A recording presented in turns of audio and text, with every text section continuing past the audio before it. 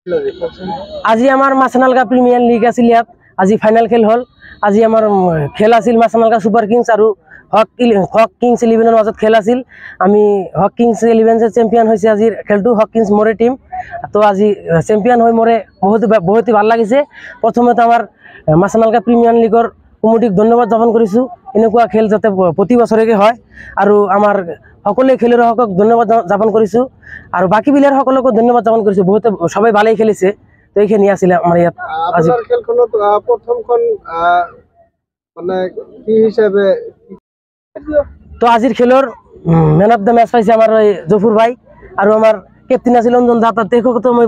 অসংখ্য ধন্যবাদ জ্ঞাপন কৰিছো তো এইখিনি আমাৰ খেলটো বহুত ভালেই লাগিছে আমি টাৰ্গেট দিব খুজিছিলো যে 100 ৰানৰ ভিতৰত অলপত ডাউন কৰিম তো তেখেতে 120 ৰান কৰিছে তেখেতে ভালেই খেলিছে তাৰপিছত আমাৰ অঞ্জন দা জফুৰ দাই বহুত আমাৰ সকলো প্লেয়াৰে বেষ্ট এটা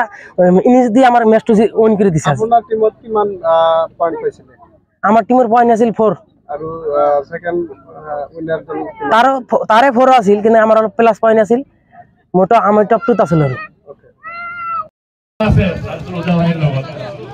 এই সুদূৰ গৰিপুৰৰ পৰা মাতি আনি ইয়াত চিফ কৰিছে ইয়াত যথেষ্ট চিফ মানুহ আছিলে তথাপি আৰু যিটো মোক দূৰৰ পৰা মাতি তেখেতসকলক মই অন্তৰাত্মা ফালৰ পৰা তেখেতসকলক মই ধন্যবাদ জনাইছোঁ আৰু সেই খেলুৱৈসকলক হ'ব লাগে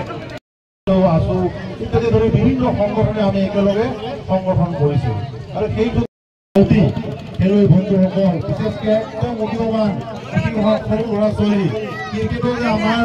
অসমত ভাৰতবৰ্ষত ইমান গাঁও অঞ্চলত জনপ্ৰিয়তা আজি নিজে দেখি সঁচাকৈ খুব আনন্দিত হৈছোঁ আৰু দীঘলীয়া বক্তব্য নাৰাখি আমাক আমন্ত্ৰণ জনোৱাৰ বাবে আমাৰ আয়োজক কমিটিক বহুত বহুত ধন্যবাদ দিওঁ মই চব বক্তব্য সামৰিছোঁ থেংক ইউ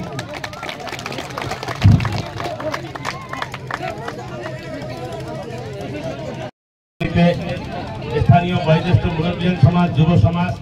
দুইখন টিমৰ খেলুৱৈসকল কেপ্টেইনসকল এম্পায়াৰ সন্মানিত থাকে যিয়ে নহওক